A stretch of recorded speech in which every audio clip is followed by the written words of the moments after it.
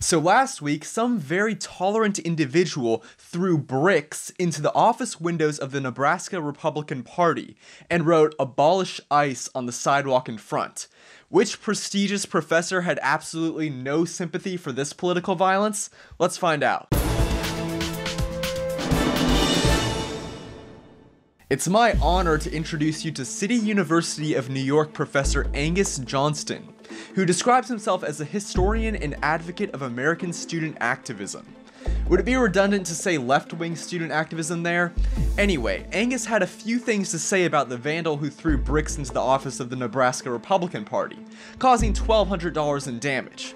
He said police are looking to question a giant cartoon kitty cat, and then a giant Republican kitty cat, given the glass spray pattern.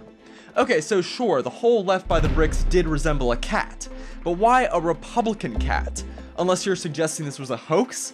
If so, I've got news for you, Angus. One side of the political spectrum is infamous for making hoaxes, and it's not the right. The professor then went on to post what appeared to be a text message exchange he had with a friend. Pretty amazing that a GOP window was smashed and Democrats didn't start a GoFundMe in seconds, the dude says to Angus.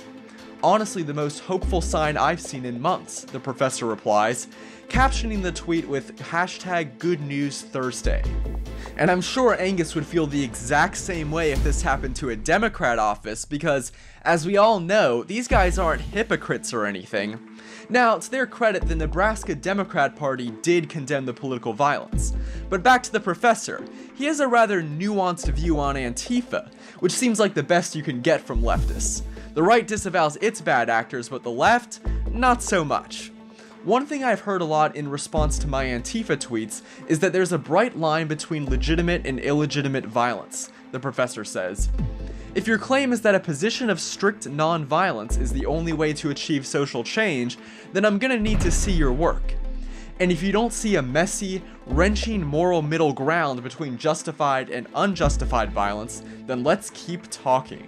How about this, Angus? If you're physically attacked, it is justified for you to physically defend yourself.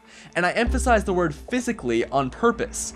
Ideas that hurt your feelings do not equal physical violence. As for the professor's desire to keep talking, well, that doesn't really seem to apply to people who don't share his views.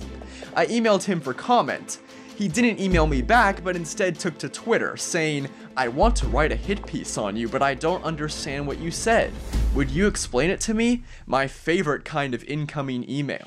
Well, Angus, I don't want to be held accountable as a professor for my asinine remarks, so I won't actually respond to comment requests but just tweet about them, is my favorite kind of subtweet. For Campus Unmasked, I'm Rob Shimshock. If you like this video and support our mission, please make sure to comment and subscribe. If something happens on your campus and you'd like us to investigate, send us details using the form on campusunmasked.com.